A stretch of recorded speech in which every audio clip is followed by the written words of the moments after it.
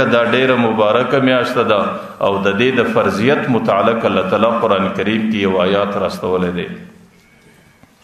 الله تعالی قرآن کریم کې یا ایها الذین آمنوا کتب علیکم الصیام، اے مومنانو پر تاسو باندې روزه فرض ده. مفسرینو لیکلي دي چې د الله تعالی په دې خطاب کې ډیر ناز او محبت معلومیږي چې الله تعالی انسانانو ته د روزې د فرضیت ذکر بیانوي. ځکه الله تعالی د انسانانو ته د خطاب په رشته باندې کوي، د قرابت په الفاظ باندې کوي. یا ایها الذین آمنوا، اے مومنانو، اے هغه خلکو چې زما او تاسو په مابین کې قرابت دی، زه ستاسو رب یم او تاسو پر ما باندې ایمان لرئ او دغه ایمان راوړل زما او تاسو په مابین کې یو رشته و، یو قرابت دی. یا ایها الذین آمنوا، اے ایمان والا انسانانو. دنیا کې هم دا قانون دی چې کله یو سړی بل چاته خبره کوي نو د دې خبرې دوه شکل وي. یو خبرې شکل دی چې په عامو الفاظو باندې هغه چاته سړی خبره کوي، او دویم د خبرې شکل دا دی چې د قرابت او د محبت په الفاظو سړی چاته خبره کوي. نو د قرابت په الفاظو چې کوم خبره کیږي دا غیسه چې څومره مینه او محبت معلومیږي، په عامو الفاظو کې هغه مینه او محبت نه معلومیږي. تاسو ګوره یو سړی پلار دی، دا غي سره زوی دی. پلار چې کله ماښام و زوی ته خبره کوي یا سهار و زوی ته خبره کوي نو داغه خبرې دوه شکل دي. کله کله هغه زوی په نامه باندې ځان ته متوجه کوي. د زوی نوم عبد الله دی، ورته یا عبد الله.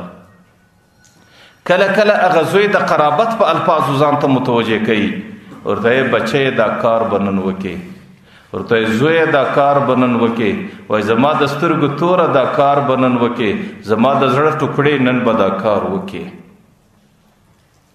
چې دې دویم انداز کې چې کوم محبت د پلار د زوی سره معلومیږي، په هغه اول انداز کې نه معلومیږي چې کوم دی په نامه باندې خپل زوی ځان ته متوجه کی. نو الله تعالی دلته انسانان هغه په یا ایها الناس باندې ځان ته نه متوجه کی چې انسانانو پر تی روزه پرز دي. نه، اے مومنانو، اے هغه خلکو چې پر ما باندې ایمان لري، اے هغه خلکو چې زما او تاسو په مابین کې د ایمان قرابت ده، نو کتب علیکم الصیام، پر تاسو باندې روزه فرض دي. زه درته وایم چې سړی کله چاته خبره کوي چې پای کې د قرابت الفاظ استعمال سی، پای کې ډېره مینه وي. یو سړی بل ورور ته په ورور باندې وایي، کله کله هغې ته په نامه باندې وایي. په نامه باندې چې هغې ته خبره کوي، په دې خبره کې دومره مینه او محبت نه ښکاره کېږي لکه د ورور په لفظ باندې، ای زما د مور زوکړې، ای زما وروره، ای زما پلانه، ای زما پلانه. خو زه دا وایم چې د دې انداز هغه چاته وي چې د کم چا سره دا احساس سي چې یو داسې څوک چې هغې ما ته وایي زویه څنګه یې، چې هغې ما ته وایي بچیه څنګه یې، چې هغې ما ته وایي زما د سترګو توره څنګه یې. چې دی الفاظو کې ما ته څومره مینه ده، ما ته څومره محبت دی، ما ته څومره خوند و لذت دی.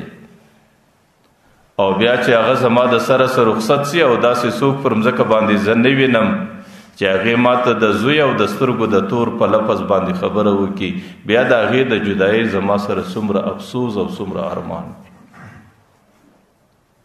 حضرت ابراهیم علیه السلام ته الله تعالی بچی ورکړی دی د اسماعیل علیه السلام په شکل. ابراهیم علیه السلام غالبا پر 60 کاله باندې واده کړی دی او دا بچی الله تعالی ورکړی دی دته پر 92 کاله عمر باندې، او غالبا 60 کاله شاوخوا ابراهیم علیه السلام د دې بچی د غوښتنې دعاګانې او خواستونه کړي دي. او د دې دومره زمانې څخه وروسته الله تعالی ابراهیم علیه السلام ته دا بچی ورکړي، او بچی چې د ډېر انتظار څخه وروسته راسي او د ډېرو دعاګانو د غوښتنو څخه وروسته راسي، هغه بچی پلار ته ډېر ګران او پلار ته ډېر محبوب وي. چې کله هغه بچی 9 کاله 6 کاله زندګي ته ورسېدی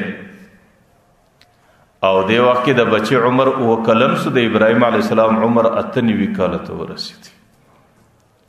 لیکن الله تعالی په دې وخت کې پر ابراهیم علیه السلام باندې امتحان اجدي، او امتحان په دنیا کې دا بقدر ایمان ني چې کله د ایمان چا یو ایمان ډیر مضبوط وي پر هغې په دنیا کې امتحانات هم ډیر سخت راځي، او چې کله په ایمان کې کمزوري پر هغې په امتحان کې هم بیا ډیره کمزوري.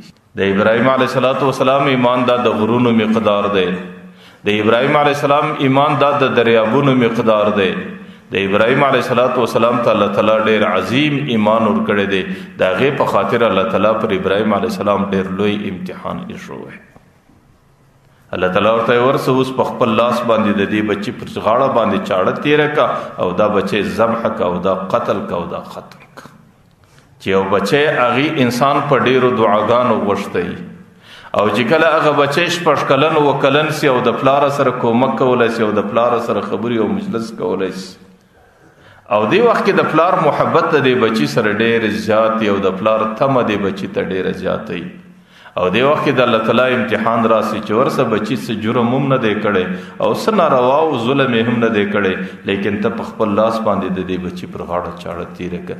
دا ډیره درنه خبره وي، دا ډیره سنگینه خبره وي، او دا د اولیاءو د انبیاءو د وس خبره وي، د هر چا د وس نه وي. ابراهیم علیه السلام چې کله هغه بچی د مینا درې ته راولي، د مینا تاریکه دره ده او د نن څخه غالبا 1400 کاله مخکې مینا څنګه وه او د نن څخه 4,000 کاله مخکې ابراهیم علیه السلام دا عمل کړی دی. د ابراهیم علیه السلام چې د مینا په دره کې هغه بچی مخ ته دروي او په خپله پر ډبره باندې چاړه ورته تیروي، او د ابراهیم علیه السلام په سترګو کې اوښکې دي، او دی وخت کې د ابراهیم علیه السلام دغه بچی سره محبت په ډیره کامله طریقه ده، او دی وخت کې ابراهیم علیه السلام د بچی ته خطاب کوي، وینا ورته کوي، او دا هغه د محبت خطاب دی، دا هغه د مینې او دا هغه د شفقت خطاب دی. هغه ابراهیم علیه السلام بچی ته دا نه وایي ای اسماعیله، ورته یا بنیا، ای بچیا، ای زما زویا، ای زما د سترګو توره، ای زما د زړه ټوکړې، انی ارا فی المنام، ما خو په خوب کې دا لیدلی دي انی اذبحک زبتا ذبح کوما. نو زه دا درته وایم چې کله د پلار د بچی سره محبت په انتها کې راس او د پلار د بچی سره ډیره مینه او ډیر شفقت، نو بیا هغې په نامه باندې هغه بچی ته نه وایي، بلکې هغه بچی ته د قرابت او د رشتې او د خپلولۍ په الفاظو باندې خبره کوي، او په دې کې ډیره مینه او محبت ښکاره کیږي. نو الله تعالی چې روژه پر انسانانو باندې فرض کوي، الله تعالی انسانانو ته دا نه وایي چې ایها الناس کتب علیکم الصیام، ای خلکو پر تاسو روژې فرض نه. الله تعالی هغه د خطاب ډیر محبت دی، یا ایها الذین آمنوا، ای مؤمنانو پر تاسو باندې روژې فرض دي.